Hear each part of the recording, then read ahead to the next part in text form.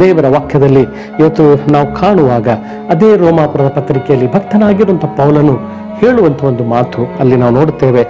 ರೋಮಾಪುರ ಪತ್ರಿಕೆ 12ನೇ ಅಧ್ಯಾಯ ಅದರ 16ನೇ ವಚನದ ನೋಡುತ್ತೇವೆ. ನಿಮ್ಮೊಳಗೆ ಏಕ ಮನಸ್ಸುಳ್ಳವರು ಆಗಿರಿ, ದೊಡ್ಡಸ್ತಿಕೆ ಮೇಲೆ ಮನಸ್ಸಿಡದೆ ದೀನರ ಸಂಗಡ ಬಳಕೆಯಾಗಿರಿ, ನಿಮ್ಮನ್ನು ನೀವೇ ಬುದ್ಧಿವಂತರೆಂದು ಎಣಿಸಿಕೊಳ್ಳಬೇಡಿರಿ. ದೇವರಿಗೆ ಸ್ತೋತ್ರವಾಗಲ್ಪಡಲಿ. ಹಲ್ಲೆಲೂಯಾ.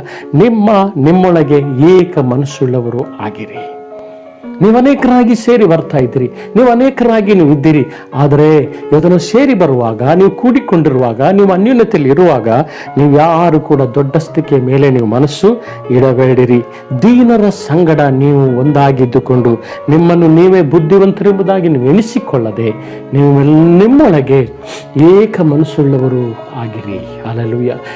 ನಿಮ್ಮೊಳಗೆ ನೀವು ಏಕ ಮನಸ್ಸುಳ್ಳವರು ನೀವು ಆಗಿರಿ. ನೀವು ಇವತ್ತು ಅನೇಕರಾಗಿದ್ದೀರಿ. ಇವತ್ತು ನಿಮ್ಮಲ್ಲಿ ಒಂದೇ ಮನಸ್ಸು, ನಿಮ್ಮಲ್ಲಿ ಒಂದು ಐಕ್ಯತೆಯ ಮನಸ್ಸು, ನಿಮ್ಮಲ್ಲಿರುವಂಥ ನೂತನ ಮನಸ್ಸು ಅದು ಹೊಂದಿಕೊಂಡವರಾಗಿ ನೀವಿರುವುದಕ್ಕೋಸ್ಕರವಾಗಿ ಭಕ್ತನಾಗಿರುವಂಥ ಪೌಲನು ರೋಮಾಪುರದಲ್ಲಿರುವಂಥ ವಿಶ್ವಾಸಿಗಳಿಗೆ ಆತನು ಎಚ್ಚರಿಸುವನಾಗಿದ್ದಾನೆ. ನಿಮ್ಮೊಳಗೆ ಏಕ ಮನಸ್ಸು ಇರಲಿ, ನಿಮ್ಮಲ್ಲಿ ಒಂದು ಐಕ್ಯತೆ ಇರಲಿ.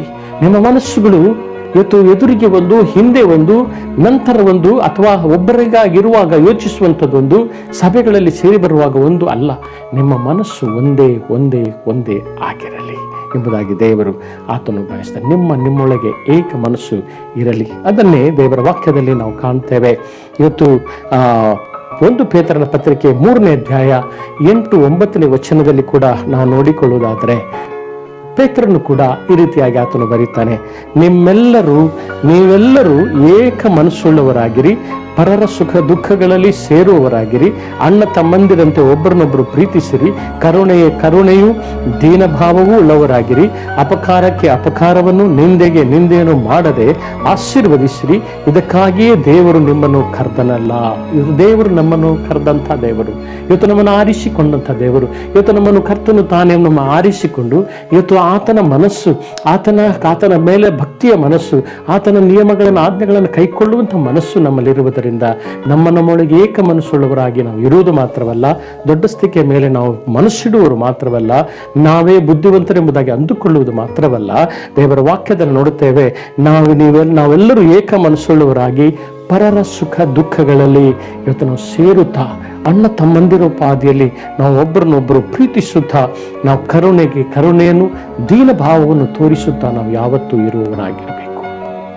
ಯಾವ ಕಾರಣಕ್ಕೂ ದೇವರ ಮಕ್ಕಳಾಗಿರುವಂಥ ನಾವು ವಾಕ್ಯದಲ್ಲಿ ನೋಡುತ್ತೇವೆ, ಅಪಕಾರಕ್ಕೆ ಯಾವತ್ತೂ ನಾವು ಯಾರಿಗೂ ಅಪಕಾರವನ್ನು ಮಾಡಬಾರದು. ನಿಂದೆಗೆ ಬದಲಾಗಿ ಅವರಿಗೆ ತಿರುಗಿ ನಾವು ನಿಂದೆಯನ್ನು ಮಾಡಬಾರದು ಎಂಬುದಾಗಿ ಇವತ್ತು ದೇವರು ಆತನು ಹೇಳುವನಾಗಿದ್ದಾನೆ. ಅಂಥವರನ್ನು ನೀವು ಆಶೀರ್ವದಿಸಿರಿ, ಅದಕ್ಕಾಗಿ ದೇವರು ನಮ್ಮನ್ನು ಕರೆದಿದ್ದಾನೆಂಬುದಾಗಿ ದೇವರ ವಾಕ್ಯ ಹೇಳ್ತದೆ. ಯಾವ ಕಾರಣಕ್ಕೂ ಮನಸ್ಸಿನೊಳಗಾಗಲಿ ಬಹಿರಂಗವಾಗಲಿ ಇವತ್ತು ನಾವು ಅಪಕಾರಕ್ಕೆ ಅಪಕಾರವನ್ನು ಹೇಳದೆ, ನಿಂದೆಗೆ ನಿಂದೆಯನ್ನು ನಾವು ಹೇಳದೆ, ಅವರನ್ನು ಆಶೀರ್ವದಿಸುತ್ತಾ, ಅವರನ್ನು ಕರುಣೆ ತೋರಿಸುವವರು, ದಯ ತೋರಿಸುವವರು, ತಪ್ಪುಗಳನ್ನು ತಿದ್ದುವವರು, ನಾವು ಒಂದೇ ಅನ್ಯೂನ್ಯತೆಯ ಸಹೋದರರೆಂಬುದಾಗಿ ತಿಳಿದುಕೊಂಡು ನಾವು ಒಬ್ಬರನ್ನೊಬ್ಬರು ಕರುಣಿಸುವವರು, ಪರಪರ ಸುಖದಲ್ಲಿಯೂ ಅವರ ದುಃಖದಲ್ಲಿ ನಾವು ಯಾವಾಗಲೂ ಸೇರುವವರು, ಅಂದರೆ ಅದರೊಳಗೆ ನಾವು ನೆಲೆಯಾಗಿರುವವರಾಗಿರೋಣ. ಅಳುವವರ ಸಂಗಡ ನೀವು ಅಳುವಿರಿ, ನಗುವವರ ಸಂಗಡ ನೀವು ನಗಿರಿ ಎಂಬುದಾಗಿ ದೇವರು ಹೇಳ್ತಾರೆ. ಇವತ್ತು ಸುಖದಲ್ಲಿರುವವರ ಆ ಸುಖದಲ್ಲಿ ನಾವು ಪಾಲುಗಾರರಾಗಿರೋಣ, ದುಃಖದಲ್ಲಿ ಯಾರಿದ್ದಾರೆ ಆ ದುಃಖದಲ್ಲಿ ಕೂಡ ಇವತ್ತು ನಾವು ಪಾಲುಗಾರರಾಗುವುದಕ್ಕಾಗಿ ಅಂಥ ಒಂದು ಮನಸ್ಸು ನಮಗೂ ದಯ ಪಾಲಿಸೆಂಬುದಾಗಿ ನಾವು ದೇವರ ಹತ್ರ ನಾವು ಕೇಳಿಕೊಳ್ಳುವವರಾಗಿರೋಣ. ಹಲ್ಲೆಲೂಯಾ.